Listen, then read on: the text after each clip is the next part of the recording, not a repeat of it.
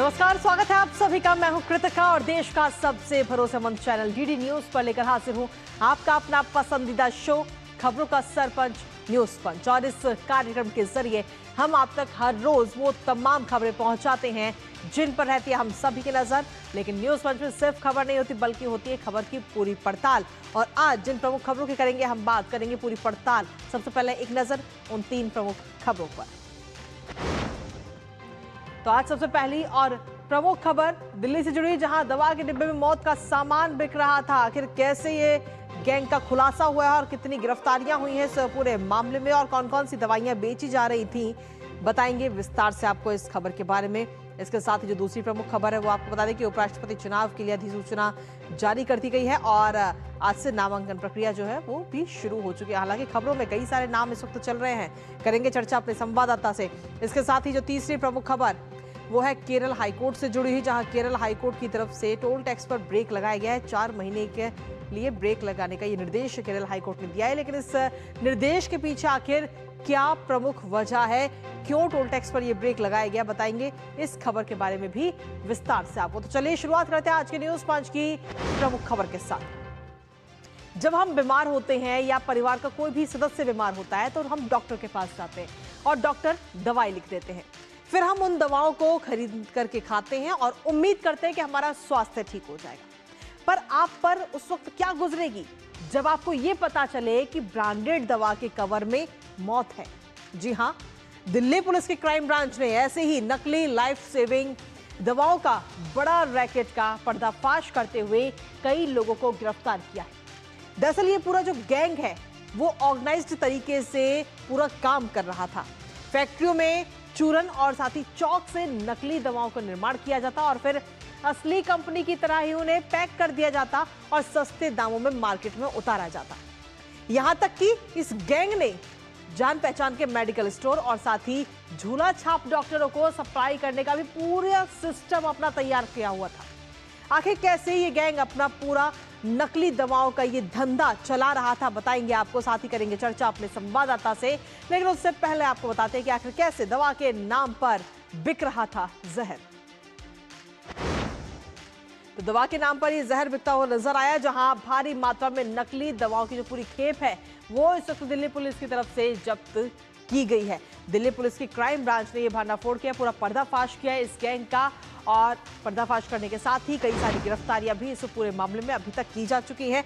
नकली जीवन रक्षक दवाओं का कारोबार ये पूरा गैंग करता था, पूरा सिंडिकेट इनका चलता था। दवाओं बनाने से लेकर के मार्केट में उतारने तक, बेचने तक, नकली ब्रांडेड दवाओं को, यहां तक कि अंतर्राज्यीय इंटरनेशनल रैकेट ये सामने आया। ऑपरेशन में आपको बता दें कि इस पूरे मामले में 6 लोगों को अभी तक गिरफ्तार किया गया है और इसके साथ ही बड़े ब्रांड की नकली दवाइयां भी इनके पास से जब्त की गई, जिसमें बड़े बड़े नाम इसमें शामिल हैं। और उन बड़े ब्रांड की दवाइयों में नकली दवाइयां ये बना करके बेचते थे। जॉनसन एंड जॉनसन हो गई, जीएसके, अल्केम के नाम पर नकली दवाइयां बनाने का ये लोग काम कर रहे थे। और इसमें दवाइयों की अगर हम बात करें तो बहुत कॉमन जो हर किसी के घर में पाई जाती है वो ऑगमेंटिन 625 जिसमें शामिल है, पेन 40, बेटनोवेट एंड जो स्क्रीन क्रीम है, इन सभी का जखीरा बरामद किया गया है। मुरादाबाद, देवरिया, गोरखपुर, पानीपत और साथ ही सोलन में ये अवैध कारोबार का पूरा धंधा चल रहा था। लेकिन फिलहाल इस पूरे गैंग का पर्दाफाश दिल्ली पुलिस ने कर दिया है और दवाओं का पूरा जो जखीरा है वो भी बरामद किया है और अब पूछताछ आगे हो रही है इनसे। 6 लोगों की गिरफ्तारी हुई है और उनसे पता आखिर आपको बताते हैं कि आखिर कैसे ये पूरा गोरख धंधा चल रहा था। संगठित और हाईटेक तरीके से संचालन ये पूरा गैंग करता था। सोशल मीडिया से सप्लायर्स की तलाश जो है वो की जाती थी, सोशल मीडिया के जरिए उसका सहारा लिया जाता और पोस्ट और मैसेज के जरिए ये तार जोड़े जाते थे। उसके बाद में नकली दवाइयां जो है वो इन सभी लोगों तक पहुंचाई जाती थी। सीधे तौर पर आपको बता दें कि जींद की अगर हम बात करें तो वहां पर महालक्ष्मी इकाई में नकली दवाइयों का उत्पादन, नकली दवाइयां वहां पर बनाई जाती थी। काफी सारी नकली दवाइयां बरामद भी की गई हैं और रेल के जरिए इन सभी दवाइयों को गोरखपुर पहुंचाया जाता था। ग्राउंड लेवल की अगर हम बात करें तो ग्राउंड लेवल पर डिलीवरी नेटवर्क ये पूरा सेट किया हुआ था इस गैंग की तरफ से और सप्लाई के लिए करियर और साथ ही निजी वाहनों का भी इस्तेमाल ये पूरा गैंग करता हुआ नजर आता है, जिसमें खासतौर पर रिश्तेदारों के खाते में जो पैसे हैं वो मंगाए जाते थे जिससे कि किसी भी व्यक्ति को उनके ऊपर शक ना हो। लेकिन दिल्ली पुलिस ने अपना काम किया और इस पूरे गैंग का भंडाफोड़ किया है, पर्दाफाश किया। 6 लोगों की गिरफ्तारी हो चुकी है। पूछताछ की जा रही है कि उनके इस सिंडिकेट में और कितने लोग शामिल थे और ये तार कहां तक जुड़ रहे हैं। हमारे साथ हमारे सहयोगी मुकेश शुक्ला इस वक्त जुड़ रहे हैं। ताजा अपडेट के लिए सीधा उन्हीं का रुख करते हैं। मुकेश, क्या कुछ लेटेस्ट अपडेट है आपके पास में? दवाओं के नाम पर किस तरीके से ये मौत का सामान, जहर बेचा जा रहा था, उसका पूरा पर्दाफाश दिल्ली पुलिस की तरफ से किया गया। 6 गिरफ्तारियां, आगे और भी गिरफ्तारियां होने की उम्मीद। मुकेश। बिल्कुल कृतिका, ये मौत के सौदागर थे और इनको दिल्ली पुलिस के क्राइम ब्रांच यानी जो क्राइम ब्रांच की टीम थी उन्होंने इन पे नकेल कसी। जब उनको इनपुट मिला कि ये दिल्ली के इलाके में आने वाले हैं, वैगनार गाड़ी से ये यूपी से दिल्ली पहुंचे और जैसे ही सिविल लाइंस में ये घुसे, इनको वहां पर पकड़ लिया गया और इसके बाद 6 लोगों की गिरफ्तारी हुई। राजेश मिश्रा इसमें जो मुख्य आरोपी था उसको गिरफ्तार किया गया। ये सिंडिकेट वही चलाता था, गोरखपुर से चलाया जाता था पूरा सिंडिकेट। हिमाचल के कई इलाकों में इसके पैर थे और उसके साथ साथ इनके जो तार थे वो सोनीपत, पानीपत, कई अंतर्राज्यीय इलाकों में ये लोग अपनी दवाइयों की सप्लाई करते हैं। तो कृतिका, ये बहुत बड़ा मामला है। हर्ष इंदौरा जो आईपीएस हैं और क्राइम ब्रांच के इस समय डीसीपी हैं, जो लीड कर रहे थे इस पूरी टीम को, उन्होंने बताया कि ये लगातार कैसे कहां ले जाते थे। इनकी जिम्मेदारियां जो थी, हर किसी को एक जिम्मेदारी तय की गई थी। जो 6 लोग इसमें पकड़े गए हैं, किसी का पैकेजिंग का काम था, किसी का डिलीवरी का काम था, किसी को कंसाइनमेंट लेना था, कोई पैसे की हेराफेरी कर रहा था। अब नजर है कि ये पैसा जो था, ठीक है मुकेश, आपको इसी बीच रोकना चाहेंगे। कुछ बैंक के, ठीक है मुकेश, आपके पास वापस आएंगे। इसी बीच सीधा रुक करते हैं इस वक्त लोकसभा की कार्यवाही का। And the House should pass it. Thank you.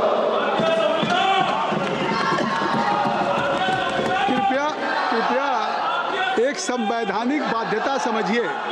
माननीय मंत्री जी ने इस बिल को प्रस्तुत करते समय उन्होंने इस बात का उल्लेख किया है कि जो मणिपुर की परिस्थितियां हैं और जीएसटी काउंसिल में जो विषय आया है, ये राज्य का विषय है और ये संघीय ढांचे में उसकी एक संवैधानिक बाध्यता है। कृपया मैं आप सबसे आग्रह करूंगा कि जो माननीय मंत्री जी ने इस बिल को रखा है उस पर उन्होंने कहा कि ये आवश्यक है, नहीं तो कठिनाइयां उत्पन्न हो जाएंगी। ऐसे तमाम वस्तुओं जिसको जीएसटी में एक निश्चय किया गया परस्पर सहमति से, तो आखिर उस कॉन्स्टिट्यूशनल बाइंडिंग पे आप अगर विचार करना चाहते हो विधेयक पे, तो मैं आपको बुलाऊं। आप सबसे तो लोकसभा की कार्यवाही लगातार जारी है, लेकिन विपक्ष है कि वो कार्यवाही को चलने ही नहीं दे रहा। लगातार हंगामे की तस्वीरें सामने आ रही है। जब से मॉनसून सत्र शुरू हुआ है तभी से लगातार विपक्ष की तरफ से हंगामा किया जा रहा है। पहले ऑपरेशन सिंदूर को लेकर हंगामा होता रहा और जब उस पर सहमति बनी, चर्चा हुई, तो उसके बाद में एसआईआर का मुद्दा उठता हुआ नजर आया और अब इस वक्त विपक्ष लगातार एसआईआर के मुद्दे को लेकर के हंगामा करता हुआ दोनों सदनों में नजर आ रहा है। इस खबर पर नजर हमारी लगातार बनी रहेगी, लेकिन वापस रुक करते हैं हमारी प्रमुख खबर का, जहां आपको बता दें कि नकली दवाओं का जो पूरा रैकेट है उसका भंडाफोड़ हुआ है। मुकेश हमारे साथ जुड़े हुए लगातार ताजा अपडेट देते हैं। मुकेश, आप अपनी बात पूरी कीजिए। कृतिका, इसमें जो सबसे बड़ी लीड है पुलिस को, इनको तो उन्होंने आइडेंटिफिकेशन कर लिया, गिरफ्तारी कर लिया, लेकिन इसमें जो पैसा था, जिन खातों का इसमें इस्तेमाल होता था वो फ्रॉड खाते थे और साथ ही साथ हवाला के थ्रू भी इन पैसे की डीलिंग की जाती थी। यानी अब वो लोग जो डाउनलाइन में पैसे का लेन देन करते थे उनकी जांच करने की कोशिश करी और कौन कौन से सप्लायर इसमें अंतर्राज्यीय इलाकों में थे उन पर भी नकेल कसेगी। जो वो शॉप्स थी जहां पर ये मेडिकल स्टोर्स थे जिन पर ये सेटिंग करके और सांठगांठ करके दवाइयां बेचते थे, वो डॉक्टर जो हैं, जो भी झोला छाप डॉक्टर हैं या जिस डॉक्टर के साथ ये रिकमेंड कराते थे इन दवाइयों को, कि ये बहुत बड़ी खेप। और कृतिका, इससे पहले भी दिल्ली पुलिस ने एक ऐसी गिरफ्तारी करी थी जब कैंसर की दवाइयां जो थी वो डुप्लीकेट करके मार्केट में बेची जा रही थी और कई हजार करोड़ का वो पूरा गिरोह था जिस पर पर्दाफाश किया था। और उसी तरह का ये सिंडिकेट है। आम लोग जो है वो विश्वास करके डॉक्टर से दवाइयां प्रिस्क्राइब कराते हैं, मेडिकल स्टोर जाते हैं, लेते हैं, लेकिन जिन्होंने इन दवाइयों को खाया होगा उनकी सेहत, इसमें कौन कौन को इसका शिकार है उनका भी रिएक्शन लेंगे और साथ ही साथ इन पर सख्त से सख्त कार्रवाई करने की कोशिश करेंगे। इसके साथ ही अगर हम देखें तो अभी तक क्या आगे इस पूरे मामले में जांच में क्या कुछ खुलासे हुए और इनके तार कहां तक जुड़ते हुए नजर आए हैं अभी तक, मुकेश? देखिए, पूरे हिंदुस्तान के जो राज्य मैंने आपको बताया, इन राज्यों में तो इनकी पकड़ थी। हिमाचल के बद्दी तक ये पहुंचे हुए थे और वहां पर भी ये लोग उसकी पैकेजिंग करते थे। यानी जब जॉनसन जॉनसन और जो दूसरी कंपनियां थी उन्होंने जाकर वेरीफाई किया कि ये नकली पैकेजिंग है, हमारी दवाइयां ही नहीं है, उसके बाद जब इनमें खलबली मची तो कुछ लोग अंडरग्राउंड भी हो गए। अब वही है, जो जो छुपने की कोशिश कर रहे हैं, भागने की कोशिश कर रहे हैं, उनमें भी अरेस्टिंग होकर पुलिस कह रही है इसमें जो आंकड़ा है अरेस्टिंग का वो बढ़ता नजर आएगा और बहुत ही जल्दी और लोगों की भी गिरफ्तारी इसमें की जाएगी, क्योंकि ये आम जनता की जान से खिलवाड़ है, उनकी सेहत के साथ खिलवाड़ है, तो उनको बिल्कुल बख्शा नहीं जाएगा और सख्त से सख्त कार्रवाई करने के इरादे से दिल्ली पुलिस और क्राइम ब्रांच की टीम इसमें लगी हुई है। चलिए, बहुत बहुत शुक्रिया तमाम जानकारी और अपडेट्स हमारे साथ साझा करने के लिए मुकेश।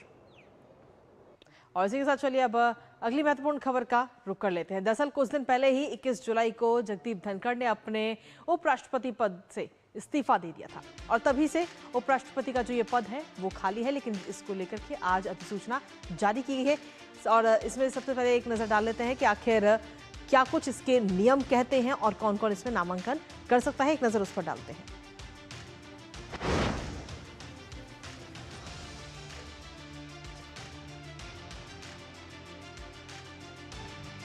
तो आपको बता दें कि 17वां उपराष्ट्रपति चुनाव जिसमें नामांकन की अंतिम तिथि 21 अगस्त है, आज इसको लेकर अधिसूचना इस वक्त जारी की जा चुकी है और खासतौर पर संविधान के अनुच्छेद 66 के अंतर्गत निर्वाचन ये पूरी प्रक्रिया है। नामांकन पत्रों की जांच जो है वो 22 अगस्त तक की जाएगी। जो ये महत्वपूर्ण तारीखें हैं वो इस वक्त आपको बता रहे हैं और नाम वापसी की अंतिम तिथि है 25 अगस्त। 25 अगस्त तक आप इसमें अपने नाम वापस ले सकते हैं और साथ ही मतदान 9 सितंबर को होगा यदि आवश्यक हुआ, यानी कि मतदान होगा अगर एक से ज़्यादा कैंडिडेट होते हैं, ज़्यादा उम्मीदवार होते हैं तो इसको लेकर मतदान होगा और उसके बाद में शाम तक नतीजे भी सामने आ जाएंगे। यानी कि पूरे देश को नया उपराष्ट्रपति 9 सितंबर को मिल जाएगा। सुबह 10 बजे से लेकर शाम 5 बजे तक वोटिंग होगी, उसके बाद में मतगणना, वोटों की जो गिनती है वो भी 9 सितंबर को ही होगी।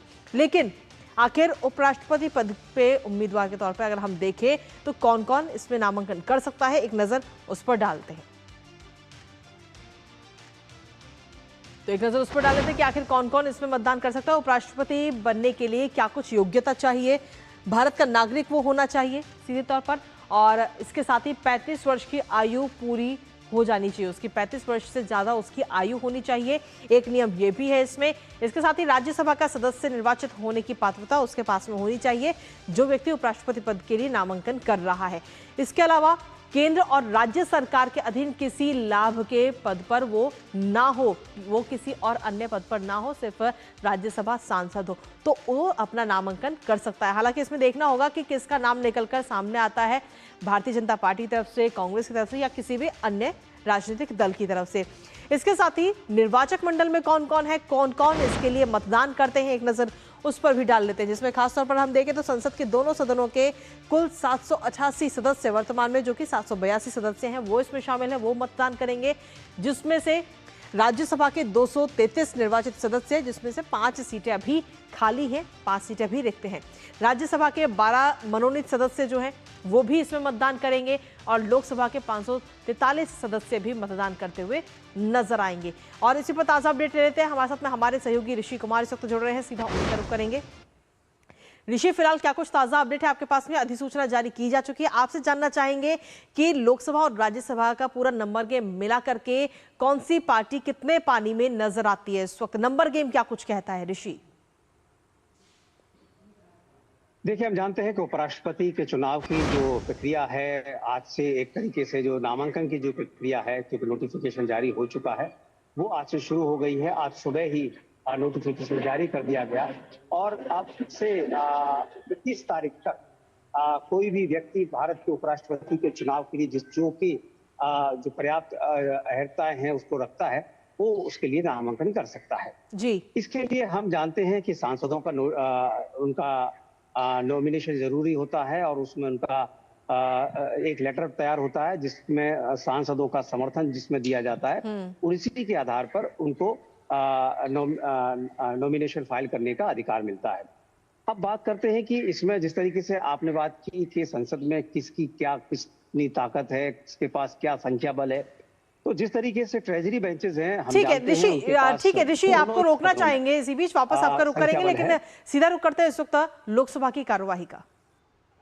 आज 100 करोड़ का रुपया 2898 करोड़ मणिपुर के लिए इस बजट में एडिशनल एलोकेशन के नाम पर केंद्र सरकार प्राइम मिनिस्टर मोदी के एडवाइस में हम मणिपुर के लिए दे रहे हैं।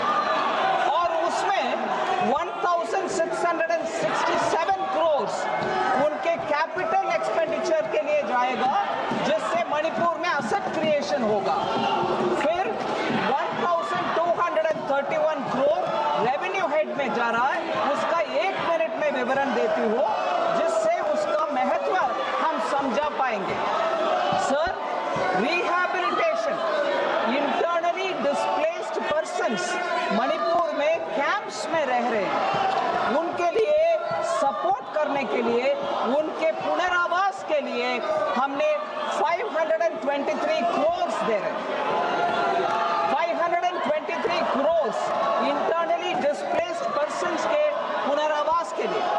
फिर सिक्योरिटी के लिए 542 करोड़ दे रहे हैं। फिर CAPF सेंट्रल आर्म्ड फोर्सेस का डिप्लॉयमेंट के, पैरामिलिट्री फोर्सेस का डिप्लॉयमेंट के लिए 500 करोड़ और भी दे रहे हैं।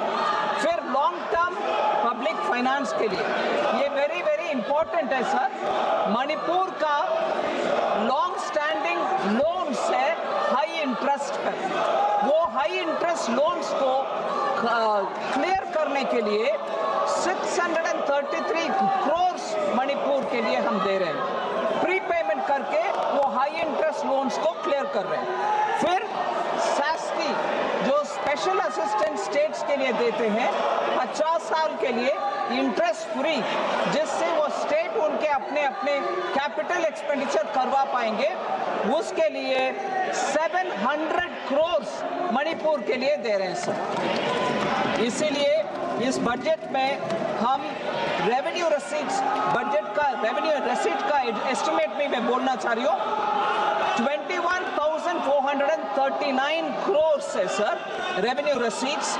This is 21% lower than the vote on account figures that were presented in March 2025।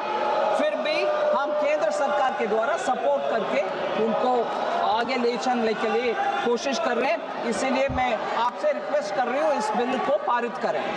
धन्यवाद। अब मैं वर्ष 2025-26 के लिए मणिपुर राज्य से संबंधित अनुदानों की मांगों को सभा में मतदान के लिए रखता हूं।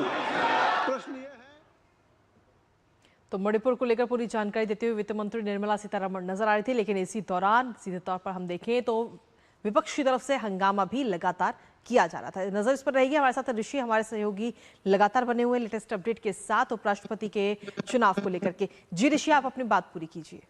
जी, तो हम बात कर रहे थे कि जिस तरीके से उपराष्ट्रपति चुनाव में जो संख्या बल है, हम जानते हैं कि ट्रेजरी बेंचेस के पास पर्याप्त संख्या बल है जी, और इसमें कहीं दूर दूर तक उनके पास कोई खतरा नहीं है। लेकिन इन चुनावों में हम बात करें पॉस्चरिंग की, तो विपक्ष के पास इस समय पॉस्चरिंग का मौका है और इस मौके को जरूर बुलाना चाहेगा। हम जानते हैं कि उपराष्ट्रपति के चुनाव को हम बीच में देख पा रहे हैं, चूंकि 5 वर्ष पूरे नहीं हुए हैं। इसको लेकर विपक्ष ने तमाम तरीके की अब तक बातें की हैं और जो खबरें आ रही हैं कि इस बार वो चाहता है कि इसमें वो चुनाव लड़े और बड़ी गंभीरता के साथ चुनाव लड़े। इसमें जो सबसे बड़ी बात होती है वो ये होती है कि इनके जो घटक दल होते हैं, अब जैसे आज की ही बात करें तो शिवसेना जो कि शिंदे गुट है, उन्होंने साफ कह दिया है कि वो अनकंडीशनल सपोर्ट उपराष्ट्रपति चुनाव में एनडीए कैंडिडेट को करने जा रहे हैं। तो इस तरीके से अब चूंकि नोटिफिकेशन जारी हो गया है, अब ये प्रक्रिया शुरू हो जाएगी कि कौन किसके साथ जा रहा है, कौन किसके साथ नहीं जा रहा है। हमने पिछली बार भी देखा था कि INDIA गठबंधन के तमाम घटक दल बाद में एनडीए गठबंधन के साथ जाके उन्होंने वोटिंग की थी और ये कहा था कि हम इन चुनावों में राजनीति नहीं करना चाहते। तो इसमें जो सबसे बड़ी बात कवायद जो होती है, बात ये होती है कि ट्रेजरी बेंचेस के पास संख्या बल की कोई कमी नहीं है, लेकिन बात यह है कि पॉस्चरिंग में क्या संख्या बल के आधार पर नहीं, बल्कि पॉस्चरिंग में क्या INDIA गठबंधन एनडीए को कोई मात दे सकता है, ये उनकी कोशिश होगी। तो वही एनडीए चाहेगा कि अपने विपक्षी खेमे से कुछ और साथियों को तोड़कर इसमें जोड़े, ताकि वो साबित कर पाए कि जो पॉलिटिकल पॉस्चरिंग है देश की, वो उनके साथ है। जी इसके साथ ही ऋषि, क्योंकि आप बेहद करीबी से वहाँ पूरे पार्लियामेंट को कवर करते हैं, तमाम जो नेता हैं, जो सांसद हैं, उनसे भी आपकी बात होती होगी। आपसे ये जानना चाहेंगे कि आज से नामांकन प्रक्रिया जो है वो शुरू है, लेकिन क्या अभी तक एनडीए या फिर आईएनडीआईए की तरफ से किसी भी प्रकार का कोई नाम सामने आ पाया है? देखिए, नाम की बात करें तो ये कहना बड़ा मुश्किल है। हालांकि अलग अलग अखबारों ने नाम छापने शुरू कर दिए थे, अब से एक सप्ताह पहले ही नाम छप गया था। लेकिन हम जानते हैं कि नाम छपने का कोई मतलब नहीं होता है। कई बार कहा जाता है कि जिसका नाम आ जाता है उसका नाम तो बिल्कुल ही नहीं आता है। तो ये तो पॉलिटिकल गिमिक होता है, लेकिन अंततः नाम उसी का होगा जिसमें कि जो एनडीए गठबंधन के जो घटक दल हैं, क्योंकि इस चुनाव में बहुत सारी बातें कही जा रही है। बीजेपी का कैंडिडेट हो तो किस तरीके से हो, विचारधारा का कितना उस पर असर होना चाहिए, बहुत सारी बातें हैं जो अभी कही जा रही हैं। लेकिन नाम को लेकर हम कह पाना अभी बड़ा मुश्किल होगा। हालांकि मीडिया रिपोर्ट्स तमाम है जो कि अलग अलग नेताओं के नाम को उजागर कर चुके हैं। जी, इसके साथ ही आईएनडीआईए की अगर हम बात करें तो उसकी तरफ से कितनी तैयारी है इस उपराष्ट्रपति पद के चुनाव के लिए? अभी तक देखिए, चूंकि अब नोटिफिकेशन जारी हुआ है, 7 दिन का करीब करीब वक्त है। 7 दिनों में उन्हें अपने उम्मीदवार को तय करना है। और अभी जिस तरीके से संसद में गहमा-गहमी चल रही है, उसको देखते हुए लगता है कि उन्हें नाम चयन करने में मुश्किल तो आएगी, क्योंकि बहुत सारे ऐसे पक्ष हैं जो कि अभी भी आईएनडीआईए गठबंधन ने तय नहीं कर पाए हैं। अगर हम संसद में मुद्दों की बात करें तो अब हम देखा जा रहा है कि वहां पर जो कार्य स्थगन प्रस्ताव के नोटिस है, पहले बिहार में एसआईआर पर ही जाते थे, अब दूसरे मुद्दों पर भी आने लगे हैं, जो बताता है कि अब वो अलग अलग अपने मुद्दों को और जो क्षेत्रीय राजनीति है उसको भी ज्यादा तरजीह दे रहे हैं। तो अभी उनके घटकों में क्या स्थिति है, कितने वो सशक्त हैं, ये देखना अभी बाकी है। जी, बहुत बहुत शुक्रिया ऋषि, तमाम अपडेट्स और जानकारी हमारे साथ साझा करने के लिए। लगातार इस पर आप अपनी नजर बनाए रखिएगा। लेकिन इसके साथ जो तीसरी प्रमुख खबर है उसका भी रुख कर लेते हैं। सड़क टूटी, सर्विस रोड बंद, फिर किस बात का टोल? दरअसल ये बयान देते हुए केरल हाईकोर्ट ने एनएचएआई यानी national highway authority of India को कड़ी फटकार लगाई और 4 हफ्तों तक टोल कलेक्शन सस्पेंड करने का आदेश दे दिया है। दरअसल फरवरी 2025 से ही जनता की तरफ से टोल और हाईवे को लेकर के काफी शिकायतें कोर्ट को मिली। इस वक्त आपको बता दें कि एडापल्ली से लेकर मानुषी तक के हाईवे पर अंडरपास, फ्लाईओवर और ड्रेनेज वर्क की वजह से काफी लंबा जाम लगता था, जिससे आम लोगों को काफी परेशानी हो रही थी। और ऐसे में आम लोगों की शिकायत थी कि जब सफर ही सुरक्षित और सुगम नहीं है तो फिर टोल किस बात का है। तमाम शिकायतें मिलने के बाद में केरल हाईकोर्ट ने इन याचिकाओं पर सुनवाई की और अपना अहम फैसला सुनाया। कोर्ट ने अपना फैसला सुनाते हुए क्या कुछ कहा है बताएंगे आपको, साथ ही करेंगे चर्चा अपने संवाददाता से। लेकिन उससे पहले आपको दिखाते हैं केरल हाईकोर्ट की एनएचएआई को फटकार। तो केरल हाईकोर्ट एनएचएआई को यह फटकार लगाता हुआ नजर आया है, जहां एडापल्ली से मनुथी नेशनल हाईवे 544 तक टोल पर इस वक्त रोक केरल हाईकोर्ट की तरफ से लगा दी गई है। 4 हफ्तों तक टोल कलेक्शन पर यह सीधे तौर पर यह रोक लगाई गई है। और इसमें अगर हम देखें तो कोर्ट की तरफ से कहा गया कि सड़कें खराब होने पर टोल वसूलना कानूनन गलत है, ये बात केरल हाईकोर्ट की तरफ से कही गई। इसके साथ ही टोल देने के बाद सुविधा ना मिलने पर लोगों ने तमाम सवाल उठाए थे कि वो टोल का पैसा भी दे रहे हैं, लेकिन जो सुविधाएं मिलनी चाहिए वो नहीं मिल रही थी। और लोगों ने सवाल उठाए कि जब सफर ही सुरक्षित और सुगम नहीं है तो फिर आखिर टोल देना क्यों है। और जनता की तरफ से ये तमाम शिकायतें जब हाईकोर्ट पहुंची तो वहां पर समाधान करने का निर्देश दिया गया और टोल कलेक्शन के खिलाफ दायर याचिकाओं पर अहम फैसला केरल हाईकोर्ट ने सुनाया है, जिसमें खास तौर पर आपको बता दें कि अंडरपास, फ्लाईओवर और ड्रेनेज वर्क की वजह से ही वहां पर ट्रैफिक जाम की स्थिति अक्सर बनती थी। लंबे समय से जो सर्विस और रोड है उसकी भी हालत काफी ज्यादा खराब है और इन तमाम चीजों को ध्यान में रखते हुए ये अहम फैसला लिया गया है। लेकिन इसके साथ ही ये अहम फैसला लेते हुए केरल हाईकोर्ट ने क्या कुछ कहा है वो भी एक बार आपको बताते हैं। केरल हाईकोर्ट ने साफ कहा कि यदि प्राधिकरण या उसके एजेंट राजमार्गों तक निर्बाध, सुरक्षित और नियमित पहुंच प्रदान करने में विफल रहते हैं तो वो जनता से ऐसी सड़कों के लिए टोल नहीं वसूल सकते। जब सड़कें टूटी हो, सर्विस रोड अव्यवस्थित हो, ट्रैफिक जाम से जनता परेशान हो तो टोल वसूलने का कोई नैतिक या कानूनी अधिकार नहीं है। एनएचएआई और उसके एजेंट्स का कर्तव्य है कि वो जनता को सुरक्षित, निर्बाध और व्यवस्थित एक्सेस दें। टोल का मतलब होता है कि जनता को अच्छी सड़क, ट्रैफिक फ्री सफर और सुरक्षा मिले। लेकिन अगर रास्ता ही टूटा है, गड्ढों से भरा हुआ है, और निर्माण कार्य के कारण घंटों ट्रैफिक जाम है तो ये टोल नहीं बल्कि जुर्माना जैसा हो गया है। ये बयान इस वक्त कोर्ट की तरफ से, केरल हाई कोर्ट की तरफ से दिया गया है। हमारे साथ ताजा अपडेट के लिए सीधा रुख करते हैं इस वक्त विनया पीएस इस वक्त जुड़ गई है हमारे साथ में तिरुवनंतपुरम से। विनया, क्या कुछ ताजा अपडेट है आपके पास? देखिए, फरवरी 2025 से काफी सारी शिकायतें केरल हाई कोर्ट को मिल रही थी कि जो नेशनल हाईवे का जो रोड है वो काफी मतलब गड्ढे हैं, उसमें जो सर्विस लेन है वो भी ठीक से काम नहीं कर पा रहे, घंटों लंबा जाम लगता है। और इन तमाम शिकायतें मिलने के बाद में ये अहम फैसला केरल हाई कोर्ट ने सुनाया है। ये जो आपने बताया, ये इडप्पल्ली मन्नुत्ती क्षेत्र है नेशनल हाईवे पर।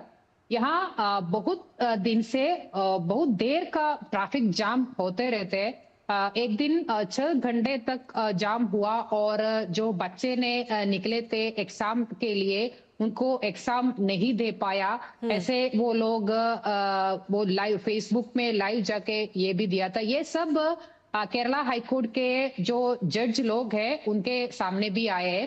तो इस जाम की वजह से इस समस्या का एक सोल्यूशन चाहिए, इसलिए बहुत सारे लोगों ने याचिका लेके केरला हाईकोर्ट में पहुंचे और हाईकोर्ट इसको कंसिडर कर दिया। तो NHAI को पूछा है कि क्यों ऐसे जाम हो रहे, तो NHAI ने कल कोर्ट के सामने बताया ये है कि उधर इस क्षेत्र में काम चल रहे, मतलब सिर्फ इडप्पल्ली मन्नुत्ती जो क्षेत्र है वहां सिर्फ काम चल रही है, वहां अंडरपास का काम चल रही है, ओवरब्रिज का काम चल रही है।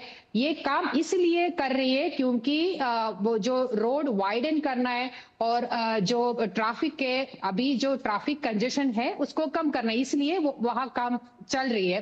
तो इसलिए वो वहां का ट्रैफिक का थोड़ा नियंत्रण कर दिया गया है, इसकी वजह से जाम हो रही है। मगर 3 हफ्ते के अंदर जो पूरा काम खत्म करेंगे और ट्रैफिक जाम भी खत्म हो जाएंगे। तो उसने 3 हफ्ते मांगा, मगर कोर्ट ने क्या किया, लोगों ने बोला है कि हम टोल भी दे रहे हैं, ये टोल प्लाजा में हम टोल भर रहे हैं, फिर हमें इतना कठिनाई है, ये यात्रा पे हो रही है, बच्चे को स्कूल पे टाइम पे नहीं पहुंच पाते, स्कूल में एग्जाम नहीं दे पा रहे। तो इसलिए कोर्ट ने ये सब कंसिडर करके बताया है कि अच्छा तो आप लोग टोल मत देना। 4 हफ्ते टाइम दिया है NHAI को, उस टाइम के अनुसार से ये सब पूरी करना है, उसके बाद ये नहीं होना है। चलिए, बहुत बहुत शुक्रिया विनया, तमाम जानकारी और अपडेट्स हमारे साथ साझा करने के लिए, इस खबर से जुड़े हुए। तो सीधे तौर पर केरल हाईकोर्ट की तरफ से ये महत्वपूर्ण फैसला सुनाया गया। और इसी के साथ फिलहाल न्यूज मंच में मुझे और हमारी पूरी टीम को दीजिए अनुमति। कल सुबह 10:30 बजे फिर होगी आपसे मुलाकात कुछ और महत्वपूर्ण खबरों के साथ। तब तक के लिए नमस्कार।